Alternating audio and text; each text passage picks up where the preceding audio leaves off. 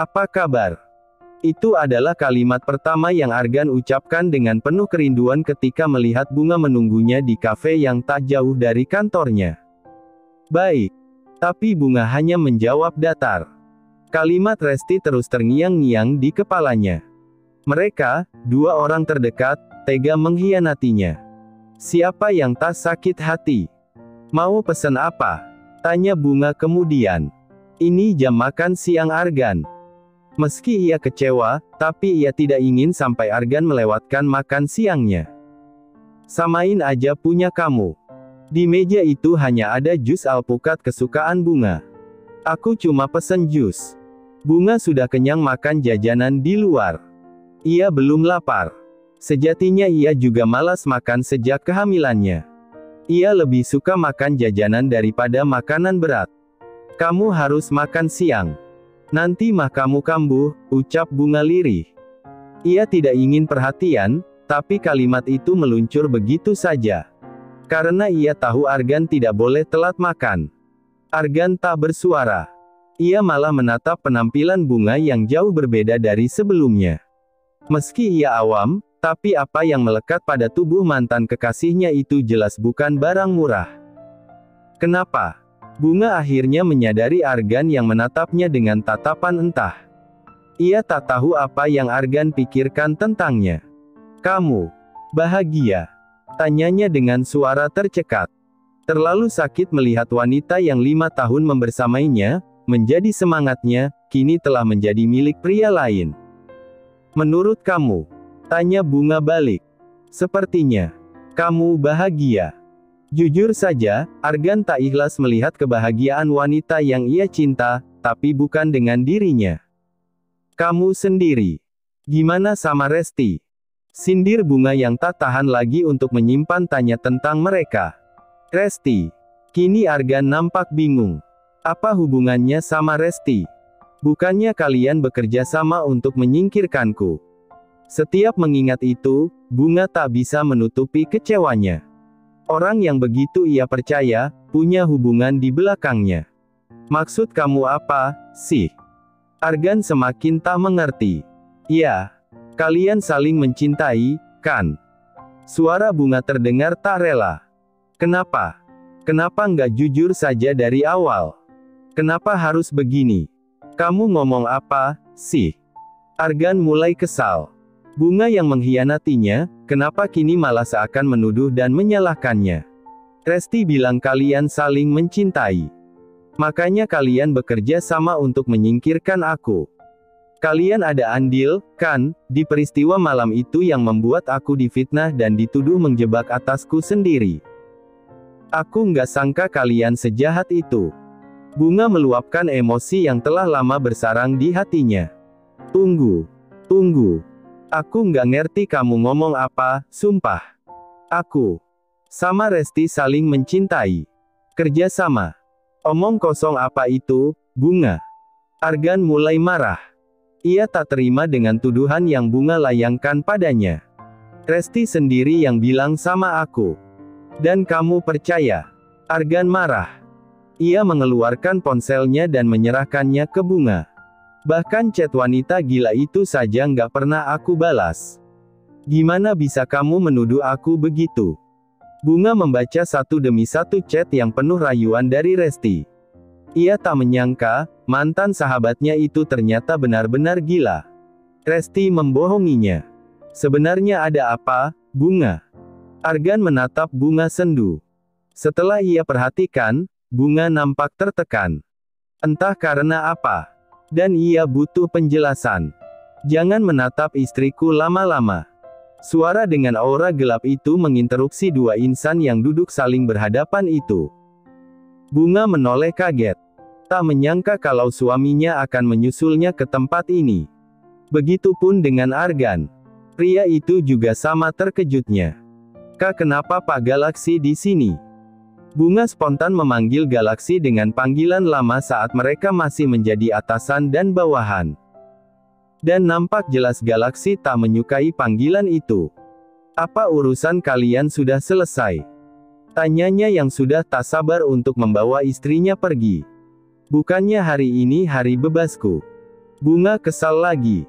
Pria itu terus saja membuat moodnya naik turun. Hari ini memang hari bebasmu. Aku membebaskanmu melakukan apapun. Tapi tidak untuk menemui mantan kekasihmu. Ingat posisimu saat ini. Hargai aku sebagai suamimu. Suara Galaksi menggelap. Ia tak suka Bunga membantahnya di depan orang lain. Urusanku dengan Argan belum selesai. Tapi Bunga enggan untuk patuh. Ia malah sengaja membuat Galaksi semakin kesal padanya. Mereka saat ini sedang di luar. Bunga merasa bebas dan tak ingin diatur-atur. Jangan membuatku terus mengancammu, sayang. Galaksi menimpali lebih tenang. Matanya melirik sinis ke Argan yang memang memilih tak bersuara. Aku tunggu di mobil, ucap Galaksi kemudian. Ia yakin, Bunga sudah pasti tahu apa yang harus dilakukannya. Dan seperti biasa, wanita itu hanya bisa diam menahan kekesalannya. Ia tahu, ancaman itu untuk Argan. Bunga ingat ancaman Galaksi sewaktu ia harus membuat pilihan tentang siapa yang akan ia pilih menjadi suami. Galaksi bisa saja menghancurkan karir Argan yang diperjuangkan dengan susah payah selama beberapa tahun ini. Aku pergi dulu. Bunga tak punya pilihan lain. Tapi Bunga. Argan tahu bahwa ada yang tidak beres dengan pernikahan mantan kekasihnya itu. Sengaja tadi ia diam dan menyimak, untuk membaca situasi apa yang kira-kira terjadi. Sampai ketemu lain kali. Bunga buru-buru pergi. Meski sejujurnya banyak sekali yang ingin ia bicarakan dengan Argan. Tapi Bunga tak ingin sikap keras kepalanya membuat karir Argan hancur dalam sekejap mata. Mau kemana lagi? Galaksi akhirnya membuka suara karena Bunga terus saja diam dan menatap keluar jendela. Pulang. Bunga menjawab ketus. Memangnya mau kemana lagi? Moodnya benar-benar sudah hancur. Bunga tak ingin melakukan apapun. Yakin pulang. Kamu baru keluar setengah hari. Sudah tahu baru setengah hari. Kenapa kamu terus menggangguku? Bunga menatap sengit. Aku tidak mengganggu. Aku memang membebaskanmu. Tapi bukan untuk menemui mantan calon suamimu. Tujuanku keluar hanya itu. Aku ingin membuktikan kalau aku tidak bersalah dan aku tidak pernah menjebakmu. Galaksi menghela nafas panjang. Bukannya tadi pagi aku sudah bilang. Kamu tidak perlu membuktikan apapun padaku. Aku percaya padamu. Bunga menoleh pria di sampingnya itu. Kalau kamu percaya padaku, kenapa tidak melepasku? Kenapa aku harus melepasmu? Kamu pikir pernikahan kita untuk main-main? Suara Galaksi meninggi. Bukannya memang sedari awal kamu menganggap pernikahan kita seperti itu? Kamu menganggapku mainan yang layak untuk disiksa, ditindas, dan dihinaku sesuka hati, balas Bunga sengit. Tidak ada yang menganggapmu mainan. Kenyataannya seperti itu. Ceraikan aku setelah anak ini lahir. Aku akan membesarkannya sendiri. Galaksi mengusap wajahnya kasar. Ia memilih diam setelahnya sampai akhirnya mobil tiba di rumah utama. Bunga turun tanpa mengatakan sepatah kata pun. Wanita itu setengah berlari masuk ke dalam rumah lalu menghilang di balik pintu. Menurutmu aku harus bagaimana? Galaksi tidak berniat mengejar Bunga. Ia tahu Bunga butuh untuk sendiri dan tenang. Kehadirannya hanya akan membuat emosi istrinya semakin tak stabil. Kenapa tidak jujur saja, Tuan? Galaksi nampak berpikir. Ia dilema. Kalau aku jujur, apa menurutmu dia akan mengerti? Atau justru sebaliknya? Dia akan semakin membenciku. Bibir itu tersenyum miris. Galaksi sadar, rencananya membalas pengkhianatan Kaisar dan bermain cantik di belakang bajingan itu membuat Bunga harus berada di posisi yang tak mudah. Galaksi juga menyadari kalau sandiwaranya di depan Bunga bisa dibilang keterlaluan. Dan andai Bunga tahu alasannya mengikuti permainan Kaisar ini karena ada sesuatu di baliknya. Apakah Bunga akan bisa menerima alasan itu? Galaksi menyadari bahwa caranya mendapatkan Bunga bukan melalui jalan yang benar. Tapi, Semua sudah terlanjur. Galaksi tak menyesalinya. Ia hanya takut Bunga terluka nantinya.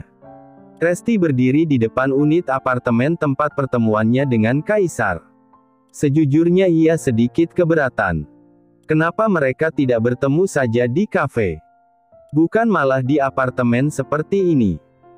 Tapi karena ia sangat butuh uang itu, Resti juga sudah muak dengan ocehan ibunya yang memintanya balas budi karena sudah membesarkan dan menyekolahkannya. Mau tak mau ia tak punya pilihan. Masuk. Kaisar membukakan pintu. Resti awalnya ragu. Mendadak ia merasa takut. Tapi sekali lagi, karena ia butuh uang, maka akhirnya ia pun mengikuti langkah Kaisar. Matanya nampak memandang kagum interior yang ada di apartemen itu, yang jelas sangat jauh berbeda dengan kosan yang ia sewa untuk tempat tinggal di ibu kota.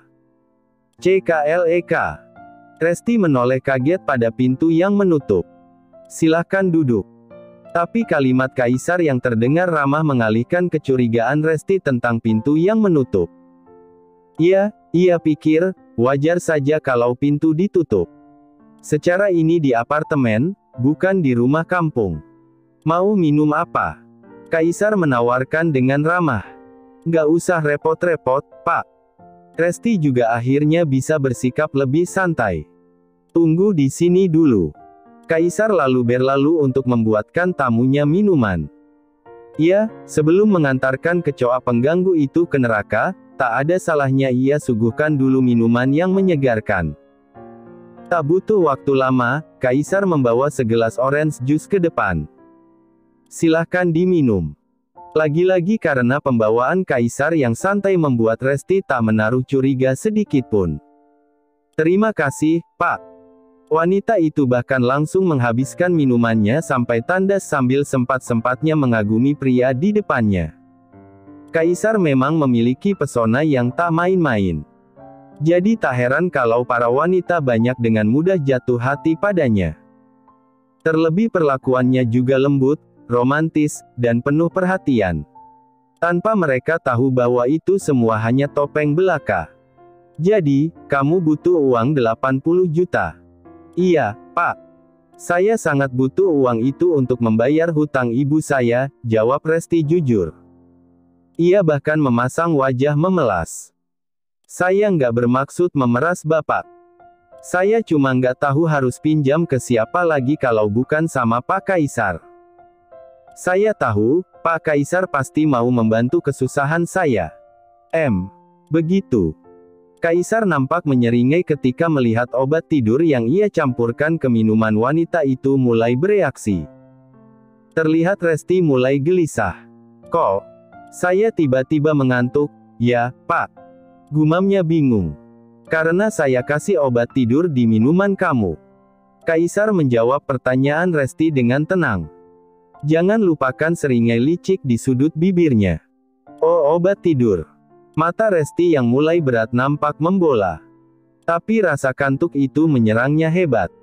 Ia sadar bahaya yang mengincarnya. Sayangnya, ia tak kuasa untuk mempertahankan kesadarannya. Beberapa detik berikutnya, wanita itu sudah terkulai lelap di atas sofa. Kaisar tersenyum miring. Ia puas melihat jalang sialan yang berani-beraninya mengancamnya itu. Pikirannya sedang kacau dan kecoa ini malah menambah beban pikiran dengan mencoba memerasnya. Jadi, rasakan saja akibatnya. Aku akan mengantarmu ke neraka, gumamnya dengan senyum mengerikan. Pria itu lalu berdiri, membaringkan Resti di atas sofa. Lalu yang ia lakukan setelahnya adalah membekap wanita sialan itu dengan bantal sofa hingga tak bernafas lagi. Nyaris tengah malam, Galaksi baru berani masuk ke kamarnya. Dilihatnya Bunga sudah meringkuk di atas sofa. Seperti biasa, wanita itu selalu menolak tidur di ranjangnya. Atau lebih tepatnya menolak satu ranjang dengannya. Pria itu mendekat ke sofa. Seperti biasa ia akan memindahkan Bunga ke ranjang mereka supaya istrinya itu bisa tidur lebih nyaman. Tapi kali ini Galaksi tidak mencari kesempatan dengan memeluk wanita itu dalam tidurnya. Ia memilih berjalan kembali ke sofa dan tidur di sana. Hening. Sunyi. Bunga membuka matanya perlahan. Ia tak merasakan pergerakan pria itu di sampingnya. Sehingga ia memberanikan diri membuka mata. Padahal tadinya kalau Galaksi kurang ajar dan melakukan sesuatu saat ia dalam keadaan tidak sadar, Bunga sudah siap untuk melawannya. Tapi yang terjadi justru tak sesuai bayangannya. Pria itu malah tertidur di sofa. Kenapa sikapnya membingungkan?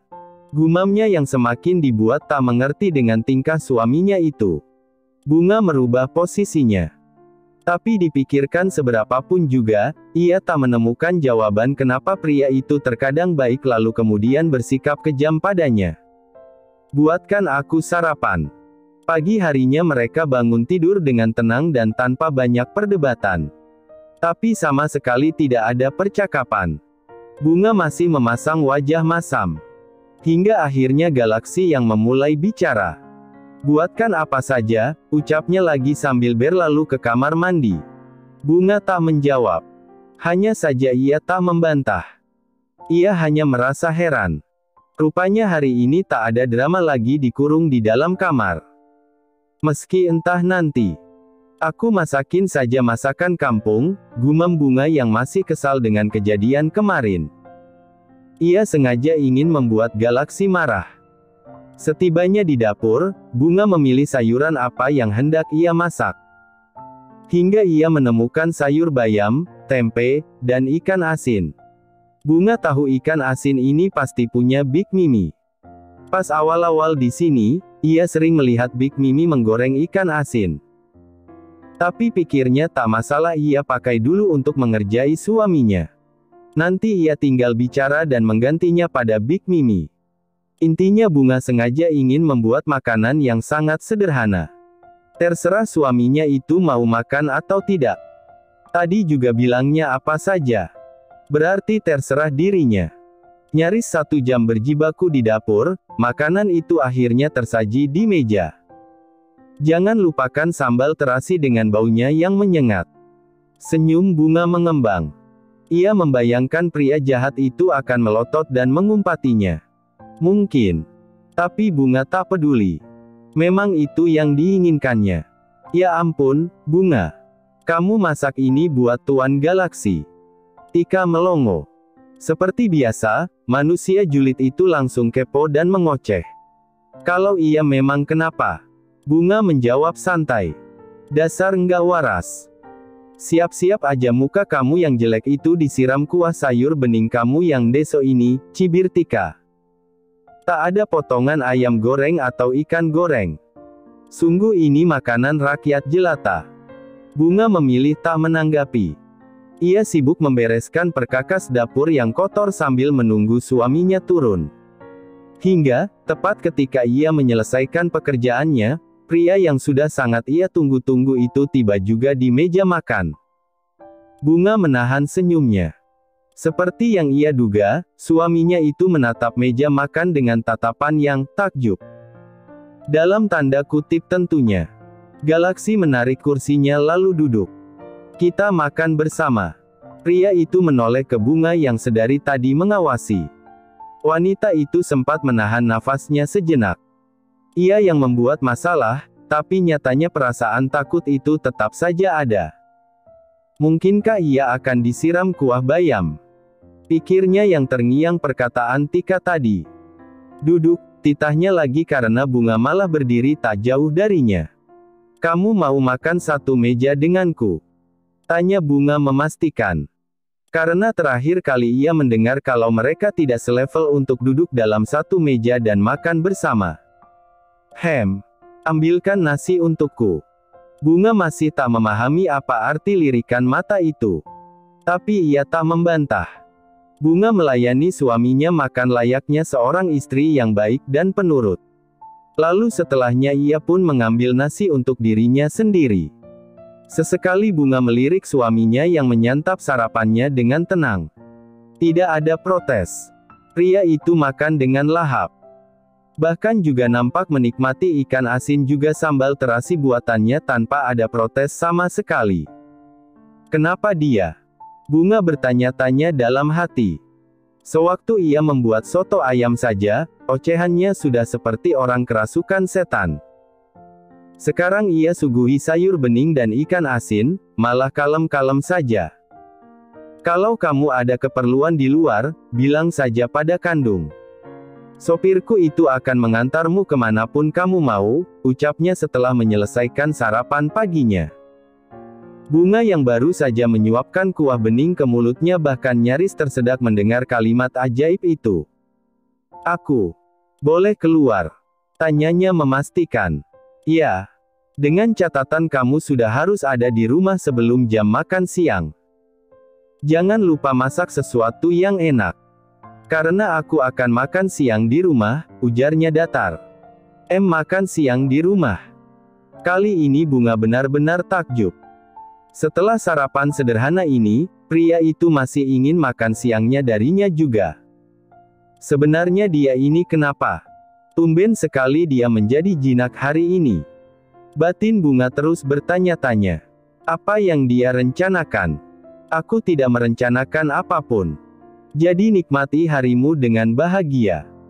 Seulas senyum tersungging di bibir Galaksi sebelum kemudian pria itu benar-benar pergi. Kali ini Bunga benar-benar tersedak. Bagaimana bisa pria itu membaca pikirannya dengan sangat tepat? Sebenarnya kenapa dia? Gumamnya bingung. Apa dia kerasukan jin tomang? Kamu kenapa, Tik, bengong di situ? Lagi-lagi Big Mimi mendapati Tika sedang mengintip ke ruang makan. Ih, Bibik ngagetin aja, deh. Tika mengelus dadanya. Ia sedang bingung, Big Mimi malah mengagetkannya. Lagian kamu bengong di situ. Aku lagi ngintip bunga, Big. Aneh, deh, Big. Tika mulai mengajak gibah. Anehnya, tadi aku lihat bunga masak masakan kampung yang enggak banget dan bukan seleranya Tuan Galaksi banget. Tapi, kok Tuan nggak marah, ya? Padahal tadinya aku udah ngarep bunga disiram pakai kuah sayur sama Tuan. Tika bercerita dengan menggebu. Memang bunga masak apa? Big Mimi ikut penasaran. Masak sayur bening, tempe, ikan asin sama sambal terasi. Coba bayangin, Big. Masa dia kasih Tuan Galaksi makanan kampung begitu? Kalau aku, dah tak pecat dia jadi lonte. Pasti udah banyak tuh duitnya Tuan Galaksi yang diporotin sama dia, cerocosnya tak terima. Masa, sih, Tik? Setahuku Tuan Galaksi itu paling anti sama ikan asin, apalagi sambal terasi. Biasanya beliau, tuh, nggak tahan sama baunya. Lah, sih, Bibik, lihat aja sendiri. Bunga baik-baik aja, bisiknya. Tadi Tuan juga makannya lahap banget. Ih, kenapa, sih, Tuan Galaksi nggak sembur aja, tuh, Bunga bangke. Big Mimi nampak tak tercengang mendengar penjelasan dari Tika. Pikirnya, apa yang membuat majikannya tiba-tiba mau memakan makanan itu? Apa ada sesuatu yang terjadi dengan mereka berdua? Terima kasih sudah menonton, guys. Jangan lupa klik like jika kalian menikmati cerita ini, subscribe untuk update konten seru lainnya, dan tinggalkan komentar di bawah tentang apa yang kalian pikirkan atau cerita apa yang ingin kalian dengar selanjutnya. Dukungan kalian sangat berarti. Sampai jumpa di video berikutnya.